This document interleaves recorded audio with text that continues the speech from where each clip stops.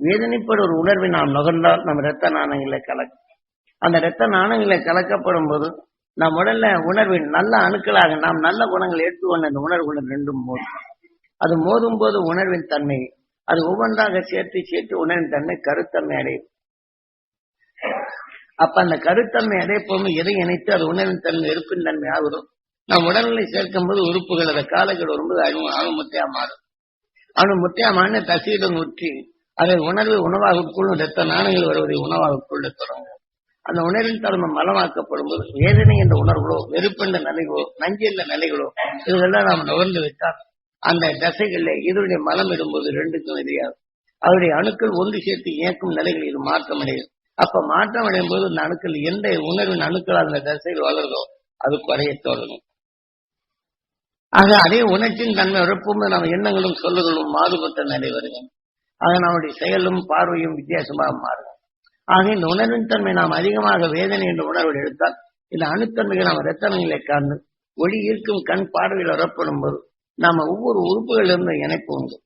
இங்கே வலிக்கிற உணர்ச்சிக்கு பதில் அந்த கண் வழிதான் உணர்வு உணர்ச்சியாகி உயிருக்கு வரும். ஆக அதே உணர்வு நம்ம என்ன செய்ய உடனே கண்ணை இங்க பார்க்க இங்க வலிக்கிறேன் கை போகுது இல்லைன்னா நம்ம கை போகுமோ. ஆக உணர்வின் தன்மை கொண்டு கண்ணை மூடிக்கொண்டாலும் உணர்வின் தன்மை வழியெழுப்பும் அங்குதான் வருது என்று கையின். ஆக உணர்ச்சிகள் அங்கு இயக்கு. ஆக எல்லாத்துக்கும் பொதுவான நிலைகள் நாம் எல்லாம் இந்த உடம்புகள் அனைத்துக்கும் இணைத்துக் கொண்டது இந்த கண்கள். அதனால்தான் இந்த கண்கள் என்ற உணர்வு இறப்பும் போது பரமாத்மா இது ஒரு பரம், இது எல்லாத்துக்கும் ஆன்மாவாக இயக்கிறது நான் பரமாத்மாவாக. ஆக அதன் உணர்வின் தன்மை கொண்டு தனக்குள் நுகர்ந்து அந்த உணர்வின் தன்மை செய்கிறான் என்றால் கண்ணன் இந்த லோகத்தில் அவன் நம்மளுக்கு முக்கிய பங்கு கொள்ளுகின்றான். இந்த கண் நமக்கு வலிக்குதுன்னு உடனே திரும்ப முது என்று வலிக்குதுன்னு நான் வலிக்கிறோம், திரும்பிதான பார்க்கிறோம், இங்கதான் வலிக்குதுன்னு உணர்ச்சியை சொல்லும். அப்ப அந்த உணர்ச்சியில் தன்னை கவர்ந்து கொடுப்பது யாரு? கண்கள். இந்த கண்களுக்கு இயக்கம் எது? எலக்ட்ரிக், நம்ம உயிர். ஆக அந்த உயிரின் தன்மை இந்த எலக்ட்ரிக் அந்த உணர்வுக்கு தக்க அந்த உணர்ச்சிகளை நம்மை ஊட்டும் என்பதனை இன்று ஒரு கம்ப்யூட்டர்களை தெளிவாக காட்டுறார். இதை போலதான் நாம நுகரும் உணர்வுகள் நம்ம இரத்த நாணங்களை கலக்க கலக்க இன்னைக்கு காலையிலிருந்து நாம் எடுத்துக்கொண்ட உணர்வுகளையும் நல்லது என்று நினைத்தாலும் பிறர்படும் தீமையான நிலையும் பத்திரிகை வாயிலாக படிக்கும் நிலையும் நண்பர்களுக்கு கலந்து உருவாடும் உணர்வுகளும் நாம் நுகர நேருகின்றது. ஆக பகமை உணர்வும் பகமேற்ற நிலைகளும் நாம் பேசினாலும் நுகர்ந்த உணர்வு உயிர் ஏற்பட்டு அந்த உணர்வு அந்த உணர்ச்சிகளை தூண்டும் போது ரத்தங்களில் கலந்தான் எல்லா பாகங்களுக்கும் அது செல்லும். ஆக இந்த எனக்கு என்ற உணர்வின் தன்மை நமக்குள்ளே சேர்க்கப்படும் போதோ அந்த உணர்வுகள் நம்மை இயக்குகின்றது. அப்ப நாம் அந்த உணர்ச்சிகளை நாம் எப்படி இயக்குவது? ஆக இந்த உணர்ச்சிகள் நாம் இரத்த நாணங்களை கலந்து கலந்து அதற்கு தக்க இந்த உணர்வு நாம் இரத்த ஓட்டங்களில் ஓடும்போது இதை அடங்குற வரையிலும் நாம் நிறுத்தினாலும் நாம் வேதனுடைய நிலையானாலும் இது இரத்தங்களை சேர்த்து எல்லா அணுக்களுக்கும் எதிர்ப்பான உணர்வு வரும். சில அணுக்களுக்கு எதிர்நிலை ஆயிட்டால் அந்த அணுக்கள் வளர்ச்சி கொண்டுகின்றது. ஆக நாம் செடி கொடி மரங்களையும் இன்னைக்கு எடுத்துக்கொண்டா மற்ற மரங்களின் அடர்த்தி ஜாய்ச்சி. ஆனால் இப்போ மேலை நாட்டில் உருவான சவுண்டால் அந்த உணர்வின் தன்மை நீங்க மனம் அதிகமாகும் போது மற்ற தாவர இனங்கள் இந்த மனம் பட்ட அது வளர்ச்சி கொண்டுச்சு இதனுடைய அழுத்தம் மாற்றி விடுகிறது. மேலை நாட்டில் உருவான இந்த மரத்தை இங்க கொண்டு போட்டோம்னா இதனுடைய வளர்ச்சியான அது பக்கத்தில் இருக்க செடியை வளர்க்கிறது. ஆக ஒன்று ஒத்த நிலைவு கொண்டுதான் விஞ்ஞான அறிவும் இன்னைக்கு வெங்காயமோ மற்ற நிலைகளை போட்டா இது ஒத்த உணர்வு புகையில நீங்க வெங்காயத்தை வச்சுன்னா இது காரண உணர்ச்சி கொண்டு. ஆக இது காரண உணர்ச்சிகள் இது பிரித்து வெங்காயம் வளரும். அது காரண உணர்ச்சிகள் உண்டுது. இப்ப நம்ம கொள்ள போட்டோம்னா கண்ண தண்ணி வரும். அதே கார உணர்ச்சி உடைய நிலைகளை நான் வாயில போட்டோம்னா காரமாகும். அந்த கார உணர்ச்சியின் தன்மை கொண்டு அது விழுங்கினால் அது உள்ள விஷத்தன்மைகள் நமக்கு இருகிருப்பு வரும். ஆக அதே சமயத்துல அந்த காரத்தை நிறைய கண்ணில் ஊட்டினோம்னா இந்த உணர்வு வித்தியாசமான நிலைகள் மாறுகின்றன. ஏனென்றால் இந்த இயற்கை நீதிகளை நாம் எல்லாரும் குரு வழியில் என்றும் ஏகாந்த நிலை கொண்டுள்ள நமது குரு காட்சி அறுவடையில் எம்மை அவர் மெம்பரா சேர்த்தார். உங்களை எல்லாத்தையும் அந்த திருநட்சத்திரத்தோடு மெம்பரா சேர்த்து விடுற நீங்க அந்த மெம்பர்ல இருந்து என்ன செய்யணும்? அந்த அருளை பெருக்கி என்ன செய்யணும்? இந்த இருளை போக்கும் சக்தியாக நாம் மாற வேண்டும். அதனாலதான் நாங்க ராமேஸ்வரத்துல என்ன செய்யணும்? ஒன்று குவித்த நிலை ஒரே நாளில் அல்ல, இந்த ஆய்வு போறதுக்கு முன்னாடி ஒவ்வொரு நிமிஷத்திலையும் நாம் இணைந்து வாழும் உணர்வுகளை அந்த துரு நட்சத்திரத்தில் இணைத்து கார உணர்வுகளை மாற்றி இந்த தனுசை ஆக அந்த தனுசு கோழி என்ற நிலையில் முடிவான உணர்வு கொண்டு அதன் உணர்வின் தன்மை பெருக்க அதன் நிலையிலே நம்முடைய உயிரை இயக்க வேண்டும். இந்த உணர்வின் தன்மை நாம் அடைய வேண்டும். ஆக நீங்க எந்த வடநாட்டில இருந்து வந்தாலும் இது இங்க வந்துடுறாங்க. நமக்கு என்ன செய்திருக்காங்க? இந்த உண்மை நிலை இயக்காதபடி ராமன் என்றும் அது என்றும் இது என்றும் காரியங்களை படைத்தெடுத்து அது எத்தனையோ வகையான நிலைகளை பிரித்து விட்டார். துளசி ராமாயண வேறு, வால்மீகி ராமாயண வேறு, இது எத்தனையோ வகை. நம்ம கம்பராமாயணம் அவர் நம்ம நாட்டுக்கு எழுத மாதிரி எழுதியிருக்கிறாரு. இதே மாதிரி இன்னும் எத்தனையோ ராமாயணங்கள் அவங்கவுங்க உணர்வுக்கு தக்க எழுதி அந்தந்த நாட்டுக்கு பயன்படுத்தி அரசுக்கு பயன்படுத்தி இருக்கிறார். நல்ல ஒழுக்கத்தை காட்டி இதுதான் கடவுள் என்றோ ஒரு பண்புடன் தான். அதே மாதிரி நீங்க ராமாயணத்தை படிச்சவங்க வீட்டுல எல்லாம் பாருங்க சாதனை நிறைய இருக்கு. அவங்க இதை சொல்லிக்கிட்டே இருப்பாங்க. ஆனா அவங்களுக்குள்ள வெறுப்பும் வேதனையும் தான் அதிகமா இருக்கும். ஏன்னா சாந்தமும் ஞானம் கொண்டதும் நான் எல்லாமே சொன்னேன் அப்படின்னு சொல்ல பிறருடைய உணர்வு அதிகம் இருக்குமோ அந்த உணர்வு இயக்க மாற்றி வரும். ஆகவே நாம் அதை தடுக்க வேண்டும் என்றால் என்ன செய்யணும்? தங்கத்தில திரவத்தை ஊற்றினால் எப்படி செம்பும் பித்தளை அவையா மாறுதோ நாம் பிறருடைய நிலையை நுகர்ந்து அறியணும். இல்லைன்னா அறிய முடியாது. அப்ப அறிந்தோம்னா நாம் என்ன செய்யணும்? தீமை என்று அறிய செய்தோம்னு அடுத்து நம்ம உடலுக்கு புகுந்துட முடியாத நிலை இதை முதல்ல உள் போகும்போது தடுத்து நிறுத்தம். ஆகவே நீங்க ஈஸ்வரா என்ற உங்க உயிரை எண்ணி அந்த துருவ நட்சத்திரத்தின் பேரருளும் பேரொழியும் நான் தரணும் அப்படின்னு இந்த கண்ணின் நினைவு இங்க விட்டு ஒரு நிமிஷம் இயங்கிய பின் லேசாக்கணும். என் உடம்பு முழுதும் படணும், என் ரத்த நாணங்களை கலக்கணும், என் ஜீவாத்மா பெறணும். கண்ணின் நினைவு இங்க பாய்ச்சுக்கணும். எனக்கு கண்ணால் தான் பதிவாகும்.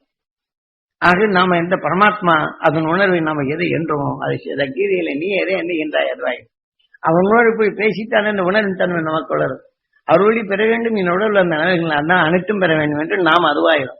ஆனோர் நிச்சயம் இப்ப சண்டை போடுறவங்கள வேதனை பெறவங்களை பார்த்த உடனே இப்ப நாம அந்த துறை நட்சத்திரத்தின் பேரர்களும் பேரவனையும் பெறணும். அவர் உடல்ல பிணிகள் எல்லாம் அகற்றணும். பொருளிலிருந்து செயல்படும் தன்மை பெறணும். நோயிலிருந்து விடுபடணும். அவன் உணர்வுடன் வாழணும். இருளை அகற்றும் சக்தி வரணும். அவர் உடல்நலம் பெறணும். குடும்பத்தில் அனைவரும் நலம் பெறணும். இந்த உணர்வை எடுத்தோம்னா நம்ம என்ன செய்யுது? நாம் அதை எடுத்து இந்த வேதனை என்ற உணர்வை சிறுத்து இந்த உணர்வை தன்மை பெருத்துக்கும். அப்ப இந்த உணர்ந்த நுகர்ந்த உணர்வுகள் இதனுடன் இணைந்த உணர்வின் தன்மை செல்லுது. நாம ரசம் வைக்கிறோம்னா தனியா தான் இருக்குது. காரம் புளிப்பு இதெல்லாம் சேர்க்கிறோம். அப்ப சேர்த்து இந்த உணர்வு சேர்த்த பெறும். எதன் உணர்வு சேர்க்கிறோம் அந்த உணர்ச்சியை ஊட்டும்.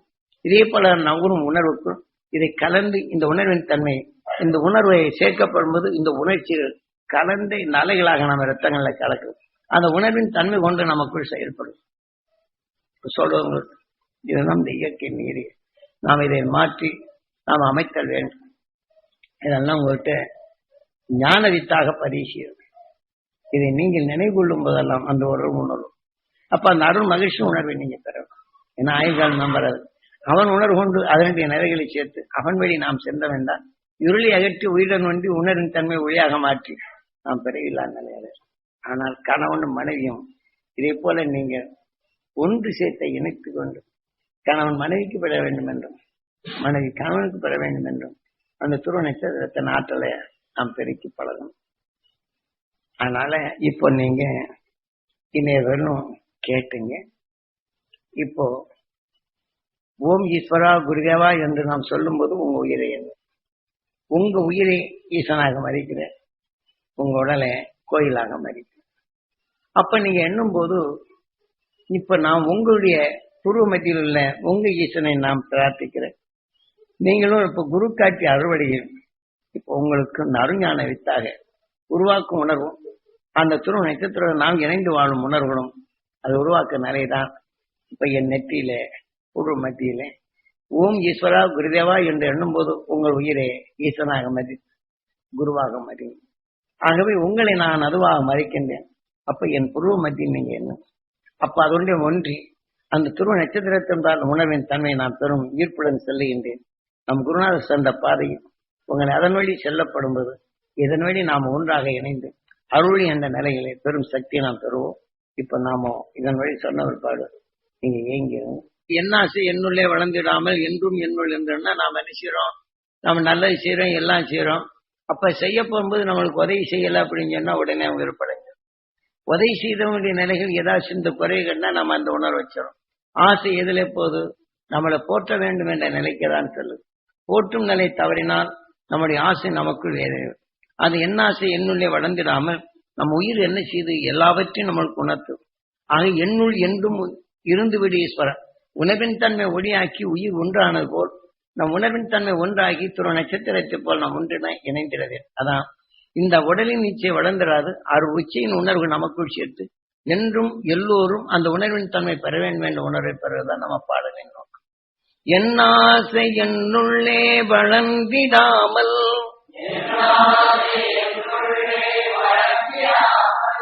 என்னுள்ளே என்றும் நீ இருந்து விடு ஈஸ்வரா.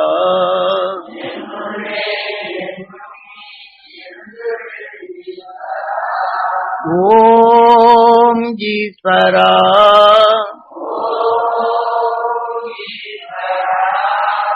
ஓம் ஈஸ்வரா.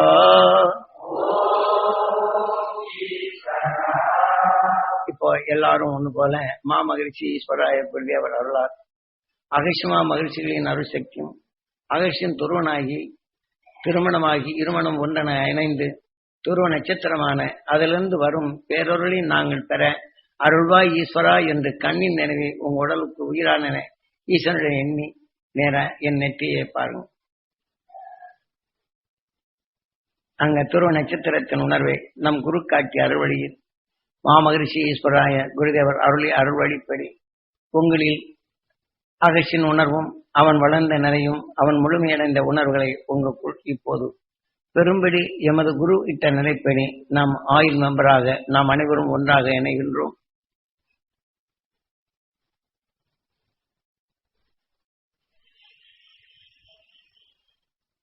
உங்கள் உடலுக்குள் இரத்த நாணங்களில் கலந்து உங்கள் உடல் உள்ள ஜீவான்மா ஜீவாணுக்கள் அனைத்தும் பெற வேண்டும் என்று ஏங்கி தியானி.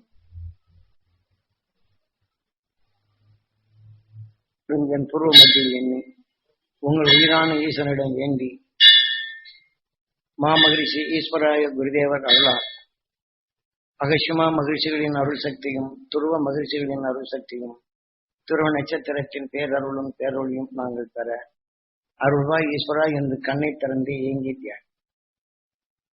என் பூர்வ மத்தியை பார்த்து